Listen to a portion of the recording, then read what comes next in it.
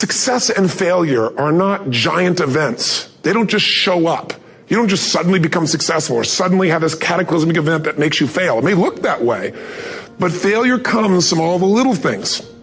It's failure to make the call. It's failure to check the books. It's failure to say, I'm sorry. It's failure to push yourself to do things physically that you don't want to do. And all those little failures day after day come together until one day some cataclysmic event happens and you blame that. That event happened because you missed all the little stuff. Do you agree with me? And success, by the way, is not some overnight event. It's all these little things. Success is having a vision. Success is making it compelling. Success is really seeing it and feeling it every day with strong enough reasons. Success is feeling the sense that I'm here to grow and I'm here to give something to the world more than just myself. All the little stuff. That's where success comes from. In business, it comes from delivering more than anybody could imagine. All those little things add up. People go, wow, that's who I want to do business with. It's true in any area of your life. I want to talk to those of you that are working toward your dreams. Whatever it is that you're doing right now, it's leading to the thing that you dream of doing.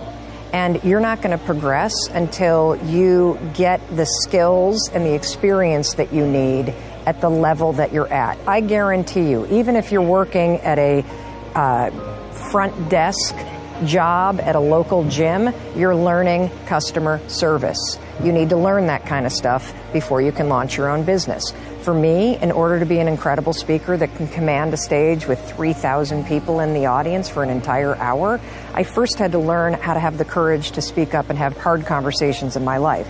Then I had to learn how to speak up in a small meeting. Then I had to learn how to speak up, in a church basement. Then I had to learn how to give a little bit of a talk at a brown bag luncheon. Then I had to learn how to stand on a slightly bigger stage. So if you're frustrated with where you are right now because you've got these big dreams and you think you're really far away, here's one way that you can continue to be patient and you can milk wherever you're at to help you build the skills and the experience that you need as you climb toward the thing that you want.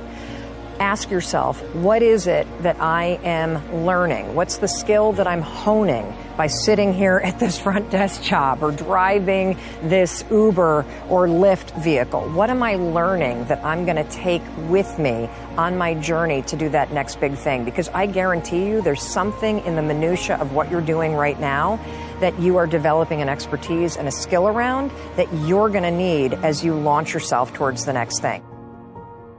We lie to ourselves. We don't tell ourselves the way things really are. And when we do that, then we can't fix our problems. If we can't fix our problems, we're not going to improve. So we have to be truthful to ourselves. I have to be truthful to myself. You have to be truthful to yourself. You have to stop rationalizing, stop making excuses, stop telling yourself little watered down assessments of where you're really at. Tell yourself the truth so that you can get where you want to go. You can be who you want to be. You can be who you should be. Who you should be when you do what you know you should do, when you pay attention to the little things, when you implement discipline, true and unflinching and unmitigated discipline in your life, when you stop trying to find a sweatless solution, when you look for weaknesses to work on, when you allow no easy excuses. And all that starts when you stop lying to yourself. When you stop lying to yourself, that's when you can become who you know you should be. When you tell yourself the truth about where you are so you can make sure you are in the right place. And if you're not in the right place, then you can get yourself on the path to get there. The path of discipline, the path of hard work, and the path of truth. I want you to go on your YouTube channel, and forget about if you don't have a YouTube channel. Go on the search button above and click on history and watch the last 20 videos you have watched on YouTube. And this is what I want you to do. Categorize the videos on which ones of them are educational and which ones are entertainment. If 50% or more of the videos are entertainment, you're not really fully committed to wanting to become wealthy. You're more committed to become entertained. And it's not going to happen. Go on YouTube and look, the top 1,000 videos.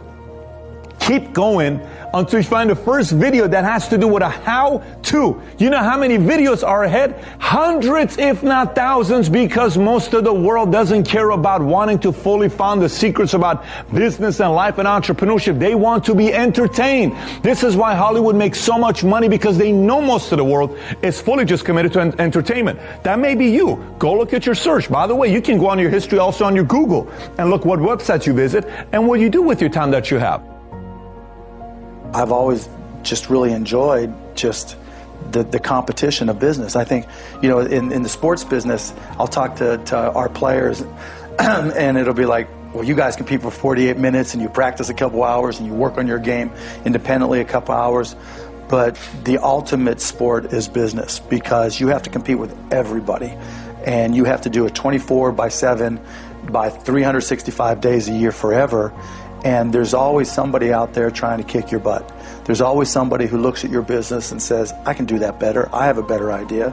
And you have to compete with that person. And all the while you have to make your customers happy, your employees happy.